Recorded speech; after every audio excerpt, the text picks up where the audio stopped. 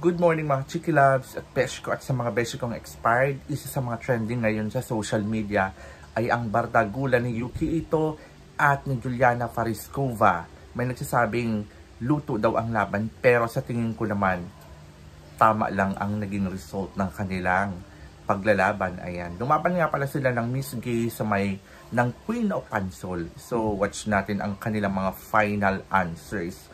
So kayo na rin na maghusga kung sino talagang panalo para sa inyo, okay? Sure question. Kung ikaw ay bibigyan ng pagkakataong lumabag sa batas ng isang araw, anong batas na iyon lalabagin at bakit? Again, kung ikaw ay bibigyan ng pagkakataong lumabag sa batas ng isang araw, anong batas iyong lalabagin at bakit? Ang daming batas. Lalong-lalo na dito sa ating bansa. So, I think, pwedeng about sa drugs. Pwede ako magdroga, magpakahay ako sa isang araw, no? Tugs, party. Diba? We can do that. I mean, we can enjoy life for a day and use drugs. We can steal. Pwede tayo magnakaw.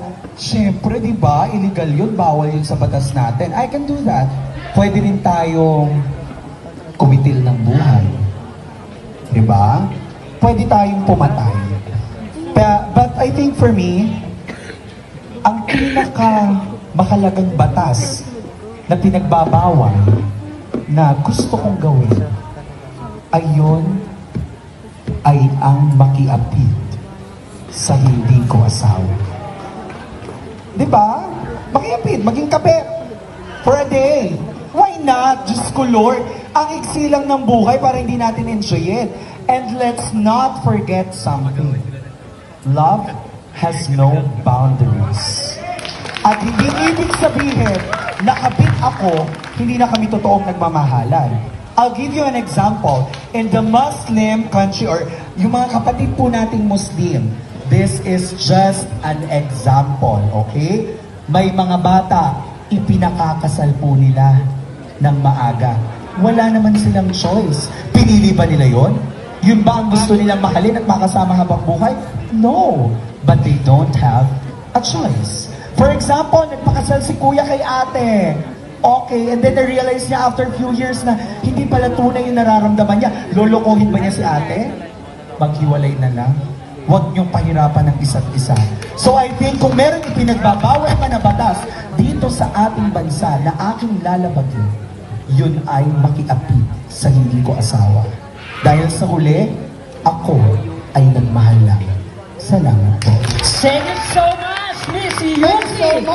Kung ikaw ay bibigyan ng pagkakataong lumabag sa batas ng isang araw, anong batas na iyong lalabagin at bakit? Kung ikaw ay bibigyan ng pagkakataong lumabag sa batas ng isang araw, ano ang batas na iyong lalabagin at bakit? I believe, ladies and gentlemen, kung bibigyan po ako ng pagkakataon na lumabag sa batas ng isang araw, ang lalabagin ko pong batas ay ang magnakaw. Bakit po? Naniniwala po ako, ladies and gentlemen, na sa panahon ngayon ng social media kung saan ang mga mahihirap na nagnakaw ng pagkain para sa kanilang pamilya ay ikinukulong. Pero ang mga politikong sangkot sa mga anomalya ay malayang nakakapaglakad. Kung ako mismo ay layabag sa batas, magnanakaw ako ng pangangailangan ng bawat isang Pilipino, nang sa ganon ma-realize ang mga politikong ito na kung binibigyan nila ng sapat na atensyon ang bawat Pilipino, walang maglalabag ng batas sa pagnanakaw.